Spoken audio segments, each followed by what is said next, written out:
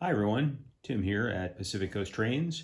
It's Boxing Day 2020, so the day after Christmas, and thought I'd close out the year by producing a video of some of the things that I've been working on recently, um, jumping into this decade, if you will.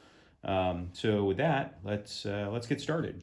The first thing I've been working on are a couple of boxcars. These are the lifelike toy models. These are the Evans 50-foot boxcars. They actually make a pretty decent model of this particular car, and I've been inspired by a few projects I'd seen online at Model Trains Weathered or the Rust Bucket, the Weathering Shop, the Rust Bucket. A couple of other forums have made credible models out of this particular car. So with that, let's dive into looking at a couple of these in particular. So these are former Penn Central cars that have been patched and relettered for Conrail. You can see that they have still the jade green from Penn Central, but have been relettered with some microscale decals. I've gone ahead and replaced the side ladders, shaved off the original molded on ones, added separate grab irons as well, or the stirrup strips. You can see on the ends. I've also replaced the ladders as well with standalone parts, and have weathered both of these cars fairly heavily. You've got the rusty icicles down the various sides. The roofs have gotten a fair amount of treatment with oils, acrylics, and chalks. And both of these cars, this one 229379 and 229523, have gotten quite a bit of treatment. There's a little bit of variety between the two roofs, but in general are meant to be kind of paired together. Here's the second side of 229523, which you can see there. And I think in concert, these two cars, when you bundle them together and look at them as a pair, they look pretty good. Pretty pleased with how those two cars in particular turned out. Setting those aside, another boxcar I've worked on recently, SRN 1874, a former Port Huron and Detroit, or Port Huron Duluth, car, been patched out for SRN. What really attracted me to this car was, this is actually a front range kit that I did, again, a little bit of work to, shaved off the molded on grab irons and replaced with wire, detailed stirrup steps, replace the end ladders with a separate part, and an pair of exact rail running boards for both ends of the car, which you can see there. First side's been weathered fairly heavily, and this is pretty prototypical if you look at some of these cars, these rust spots, and the way that this is kind of built out and eaten away at some of the panels is pretty prototypical. But what really I liked most about this car and the way that I done it is this particular tag here from Ember. I actually have a pretty terrific book on railroad graffiti. I'll zoom in and get a closer look at that, that showed that particular tag on one of the pages. So wanted to recreate that, and felt pretty good about the way that car turned out. The last boxcar that we'll talk about today, this is actually a redo of a car I done some time ago. I wanted to update this car because I wanted to add certain things like the patch out and the safety stripes. Some of these tags are what I had done originally, but then I added a few on top of that, namely that one on the end, added the safety stripes, and then actually repatched this car for DRGW 61591.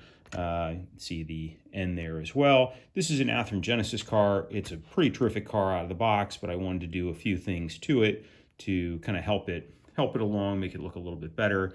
This tag was an original tag that I had painted on some years ago, but then I added another sort of older tag that had been overpatched, and this tag in the middle, along with adding some of the safety stripes as well. and then a couple of the other tags are starting to fade away. Not a lot of treatment on the roof of these cars, or at least this car in particular. Some of those look more beat up than that, but this car I think turned out pretty well. It was a good update. I'm actually going to be doing that with a lot more cars that I had done earlier in the 2000s and 2010s that today just don't look quite as good as I'd like them to. Next couple of cars are a pair of Atlas Trainman covered hoppers. These were originally undecorated kits or undecorated pieces that I bought from Atlas's website. I had a couple of decal sets for Union Equity, but wanted to replace them with Shortline Grox, Grox, which I'd done for some of these. Union Equity had sold off a lot of their cars to some of the short lines, and so wanted to model a couple of those. You can see I've added the Plano roof walk and weathered that up on both of these cars. Looks pretty good. Some grime down the sides, a little bit accumulating. If you look on the underside, you see some of the spray, some of the kick up from the wheel sets along the end hoppers, and just a light bit of grime. These cars haven't rusted away terribly much. You can see from the other side of this car, Grox 60714. They've not really rusted away, but they have gotten pretty dirty. You can see on the end there, you see the kick-up spray in between the wheel sets. If that's at all visible, you'd see what I mean. You can see it on that end as well. I'd replaced the end cages with wire too, or the end ladders with wire, just to make them look a little bit nicer. Grox 60682 has a lot more spillage. This is done with actually white oil paint, which I had dabbed in and streaked down the sides of the car to give it that sort of runoff effect. Otherwise, these two cars are pretty similar. Again, you've got the kick up on the underside from the wheel sets, a little bit of grime in the end cages. Again, the ladder steps have been replaced with wire. And just on a little bit more detail, you can see I added a little bit of brake piping in against the air cylinder. That's a better view of it there. And then here's the other side of this car. Again, Grox 60682. This pair of covered hoppers, like a lot of cars that sort of run in these unit trains, looks pretty good together as you see it roll by. Next pair is a couple of Exact Rail covered hoppers. This one's MKT 4130. I've had a lot of respect for weatherers who only add a very little bit of weathering to their cars. I have a tendency, as I think a lot of us do who weather cars, to try and turn everything into a rust bucket, and that's just not very prototypical. So for this car and for the next one, I try to be a little bit more restrained. Clearly, you've got some rusting that's occurring at the tops of the vertical posts for this particular car, and there's certainly some dings and little bits of pitting that have occurred up and down the side of the car, but really didn't want to go whole hog on this one. Wanted to be a little bit more restrained. You can see on the roof walk, some of the panels, some of the panels of the roof walk have been rusted away or starting to rust away pretty heavily. Looking at the end cage of the car, you can see a little bit of kick up and some weathering on the inside. I'll flip this around. Again, there's the wheel spray, pretty heavy on that side. And then finally looking at the obverse of the car, again, MKT 4130. Some weathering, some streaking to reflect some grime. Definitely got some pitting on the car, but otherwise, no tagging, nothing terribly exotic on it. Just wanted to give it a pretty straight, pretty vanilla weathering job. Next car in a similar vein is USLX 20110. If you look online and look for some of the USLX cars, you'll see that they look an awful lot like this. Some grime down the side just to give some of the panels a little bit of variation, a very little bit of tagging on this side, and some light rust starting to form on the top cord. The roof walk's been grimed up and given a little bit of depth and some perception, as have the hatches. The end cages, you can see on that side, a little bit of weathering on the inside, not a whole lot that's going on there. Same on the brake wheel side as well. End platforms have gotten a lot of use and some rusting up. And then finally, the second side, some very light tagging. Looks like the quote-unquote artists have kind of gotten started on it, but car pulled out before they really did it. Just a little bit of rust starting to form along the top with some oils and some chalks and a little bit of acrylic. But otherwise, this car as well, ready to go into service. Looks like it's trying to reflect a car that's been used, but not abused yet. Certainly not heading to the end of its life. The cars that are heading closer to the end of their life are these next three, also from ExactRail. These are the PS4427s. These are the low hip cars. Walthers had done these as well, but ExactRail came out with a version that was more detailed. So we'll sort of take a look at all three of those as they exist today. These were actually a couple of Northern Pacific and one TLDX demonstrator model. For all three of those, none of those were the road names that I was looking to model, but stripped some of those, repainted. In the case of the Northern Pacifics, it was relatively easy. They came in gray. To take some 400 or 500 grit wet dry sandpaper, sand down the logo, and then repaint the entire car in a gray finish before we start the weathering and the patching. Actually, not a bad project at all, given that you're starting with a car that's mostly gray. But we'll take these in turn. First, looking at WAMX 34569.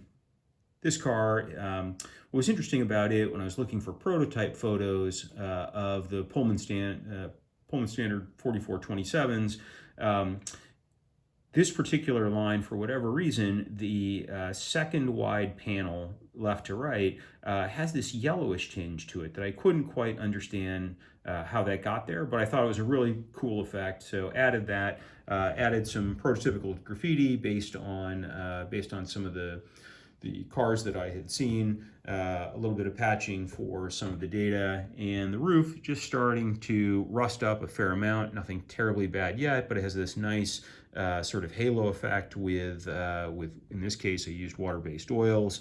Some of the roof walk sections are all starting to show their age. On the end cages, again, a little bit of wear on the inside that you can see. I'll flip this around to the A side.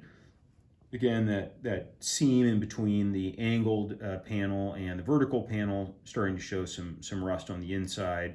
And then finally, looking at the second side, again, you've got the yellowing panel, which I think comes through on the video. That panel has a slight yellowish tinge to it, and then just a very little bit of tagging based on the cars that I saw online.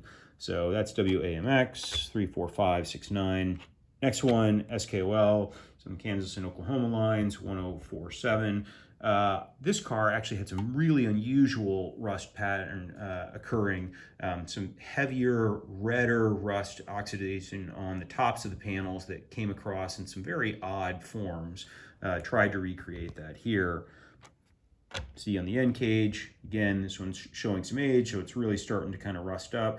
You look at the cage itself, pretty heavy, plus some kick-up spray on the inside, and some rust on the seam itself. Second half, you see that same kind of really distinctive, unusual pattern of rust that I tried to recreate across the top. And here on the A side, again, pretty heavily weathered cage to reflect that this car has really seen an awful lot of use. So SKOL 1047. The last in this set that I'm looking at is been relettered for Southern Illinois Rail, SIRX 442611. This one too started off as a Northern Pacific, been regrade with a couple of shades of gray. Roof walk starting to see some pitting and some rust forming all along the top. The hatches themselves are in good shape, but the hardware equipment holding the hinges and clasps holding the hatches in place starting to show some rust. Get a little rust streaking down the sides and in the corners, pretty prototypical. End cage here has gotten some dusting. It's gotten a little bit of weathering to give it a little bit of an offset color and some tonal variations on the inside, but generally fairly clean. Same for this one. You can see here on the inside of the cage a little bit of rusting on that horizontal platform. But generally, this one's been in pretty good shape. And then finally, the last side has just the single tag and a couple of scribbles on it. It's from Taco TK CO with, of course, the little taco symbol as well. Roof starting to accumulate some of that rust and grime, some pretty good tonal variations that I was able to get on there, and the roof walk itself is in okay shape, although it's starting to show its age as well. So again, if you sort of put the three of these together, it's a pretty reasonable string of Midwest grain cars starting to show some of their age, and look pretty good in concert. So taken as a whole, sort of all the cars lining up, pretty good effort for the fall, and very excited to keep going. Got any questions, feel free to leave them in the comments below. Would love it if you subscribe. Otherwise, happy 2021 for everyone. Let's hope that this coming year is better than the last. Hopefully this finds all of you safe and well over the holiday season. Take care.